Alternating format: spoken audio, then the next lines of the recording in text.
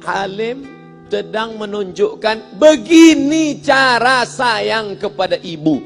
Wahai kalian yang tak menghormati ibu, yang menyepelekan ibu, yang merendahkan ibu. Malam ini lihat, beliau tidak ada ceramah, tidak ada tausiah, tapi langsung dibuat begini cara menghormati ibu. Ini sekarang banyak orang tak menghormati ibu. Berapa banyak ibu yang awalnya bantu-bantu, lama-lama jadi pembantu.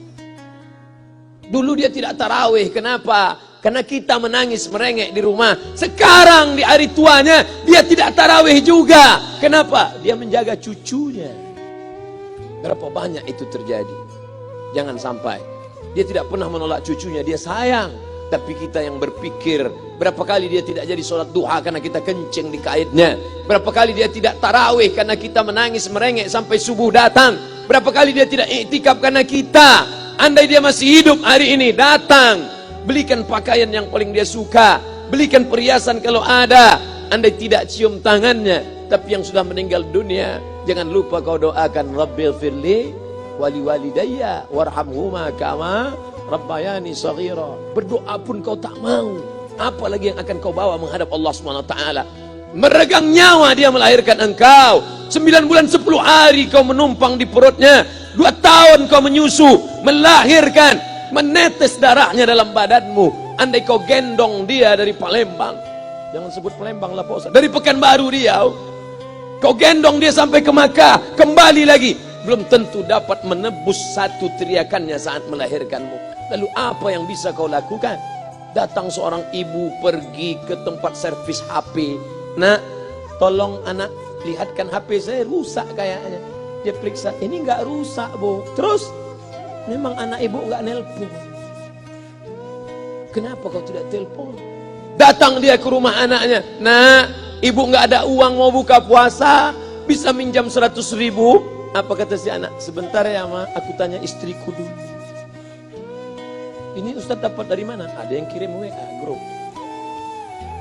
Jadikan ibumu seperti raja, maka rezekimu akan diberikan Allah seperti rezeki raja-raja. Bukan hadis, dapat dari grup WA. Ini ibu minta terus sholat tarawih, tapi sang anak sudah tidak bisa. Aku mau hentikan saja sholat tarawih ini, karena mau buat tenda ini tidak bisa. Tiangnya bambu, sudah bocor. Kita stop saja sholat tarawih bersama ini. Apa kata si ibu? Buatlah sholat tarawih terus, nanti Allah akan berikan engkau gedung yang besar. Dengan gedung besar itu kau akan tetap sholat tarawih. Mana gedung besar itu? Inilah dia gedung besar. Langsung dikabulkan Allah Subhanahu wa taala. Karena setelah Allah langsung orang tua. Wa qadha rabbuka alla ta'budu illa iyyah.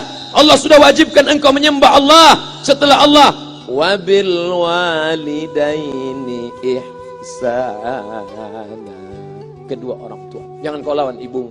Kayak anak-anakku, jangan kau lawan ibumu. Karena kau lawan ibumu, kau tak pernah mencium kebahagiaan.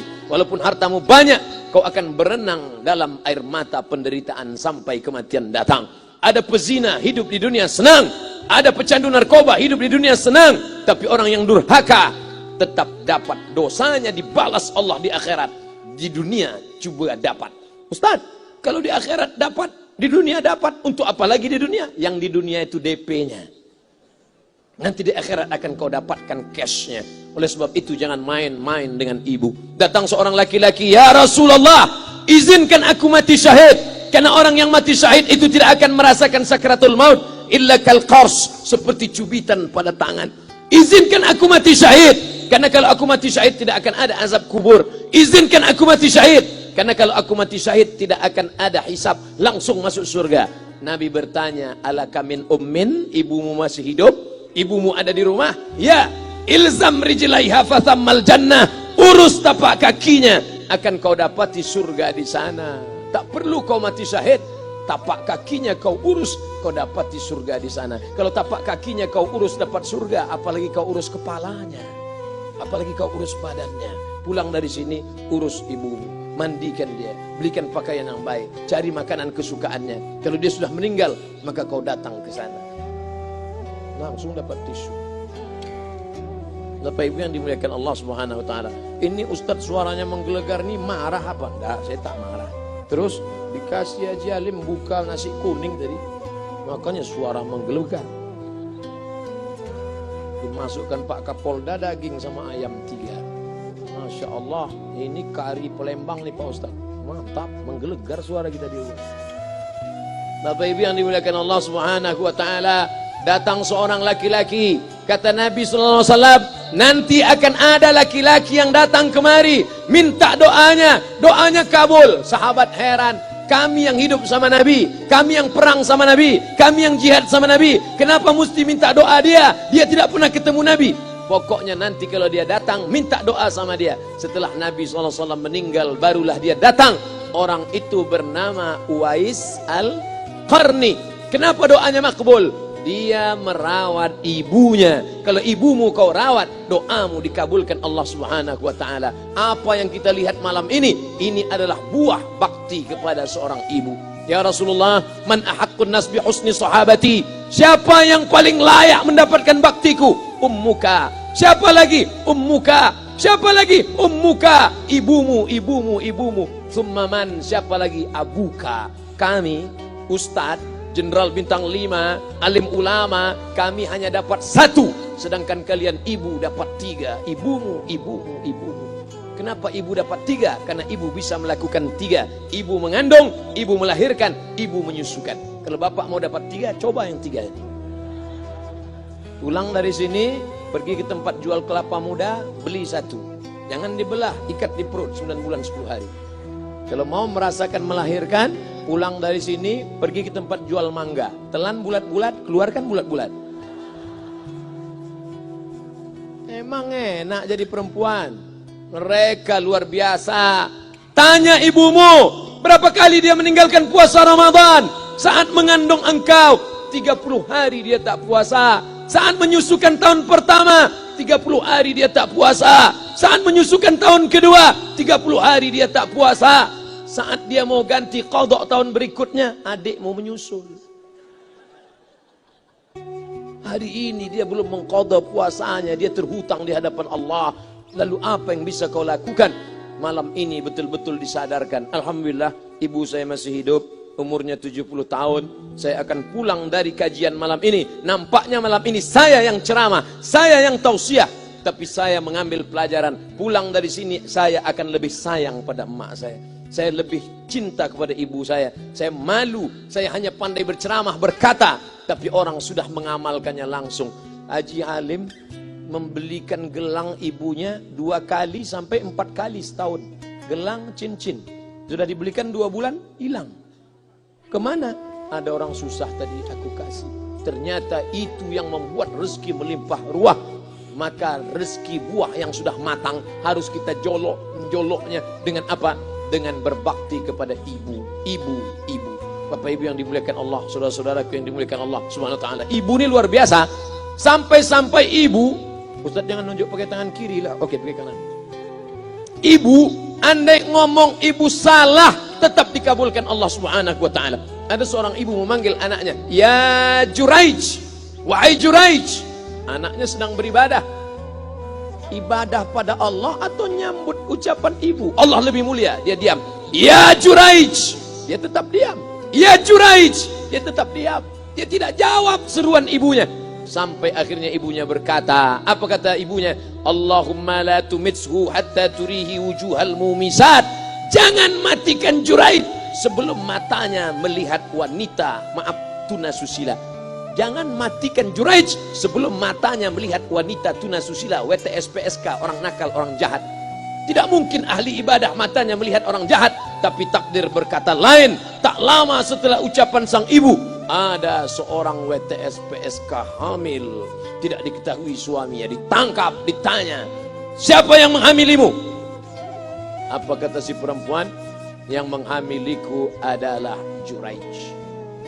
Sampai Juraij ketika difitnah, perempuan wanita susila itu ditanya, siapa yang menghamilimu? Ternyata dia berkata, Juraij. Akhirnya mereka menangkap Juraij. Juraij, ternyata engkau selama ini pura-pura saja menjadi pelaku ibadah. Engkau ternyata sudah menghamili perempuan ini. Mereka menghancurkan tempat ibadah Juraij.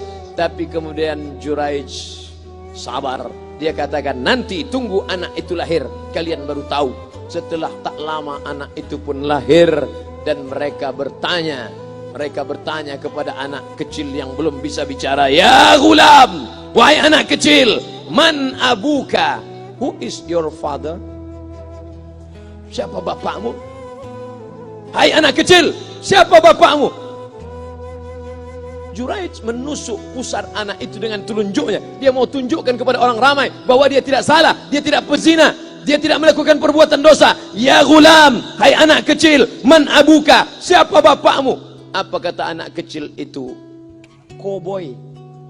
Ko sapi, boy penjaga sapi, pengembala sapi. Bapakku pengembala sapi. Barulah orang Yahudi tahu ternyata ra'il ghanam yang menghamili PSK perempuan jahat tadi adalah penggembala sapi. Lalu kenapa fitnah itu terjadi? Allah mengabulkan doa si ibu sebelum Juraij mati. Matanya pernah melihat wanita tuna susila. Oleh sebab itu ibu jangan sampai kalau marah sama anak memanggil anak dengan kata-kata yang tak baik. Setan, hantu. Kalaupun marah panggil dia, calon wali kota. Sini sebentar. Kalau marah betul, calon gubernur. Sini sebentar. Doa ibu dikabulkan Allah Subhanahu wa taala. Saya setahun setiap bulan Februari ceramah di Kuala Lumpur seminggu. Kuala Lumpur, Selangor, Sarawak, Kuching, kemudian Malaka, Ipoh, Negeri Sembilan.